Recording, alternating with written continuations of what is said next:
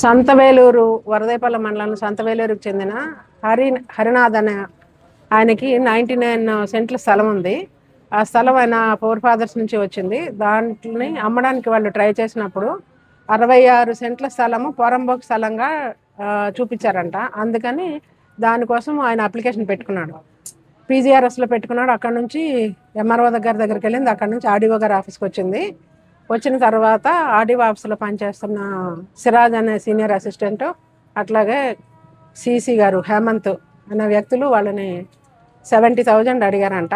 అది ఇవ్వడం ఇష్టం లేక రిక్వెస్ట్ చేసుకుంటే లాస్ట్కి 40,000 ఒప్పుకున్నారు. అది కూడా ఇవ్వడం ఇష్టం లేక, అంటే లంచంగా అడిగారు వాళ్ళు. ఆ లంచంగా అడిగిన డబ్బు ఇవ్వడం ఇష్టం లేక మాకు కంప్లైంట్ ఇస్తే ఈరోజు మేము సిరాజ్ అనే సీనియర్ అసిస్టెంట్ ఒక మెకానిక్కి పంపించాడు డబ్బులు తీసుకోమని చెప్పి. మెకానిక్ని పంపిస్తున్నాను, ఆయనకి ఇవ్వని చెప్పి కంప్లైంట్కి చెప్తే కంప్లైంట్ మెకానిక్ ఇస్తుండగా రెడ్ హ్యాండెడ్గా పట్టుకున్నాము. మొత్తం ముగ్గురిని అరెస్ట్ చేసి రిమాండ్కి పంపిస్తాము. ఫర్దర్ కోర్స్ ఆఫ్ యాక్షన్ కోర్టులో సబ్మిట్ చేస్తాము. ఇందులో 40,000 అండి. తప్పకుండా యాక్షన్ తీసుకుంటాము. ముందుగా 1064 అని మా హెడ్ ఆఫీస్ నెంబరు, అది టోల్ ఫ్రీ నెంబరు.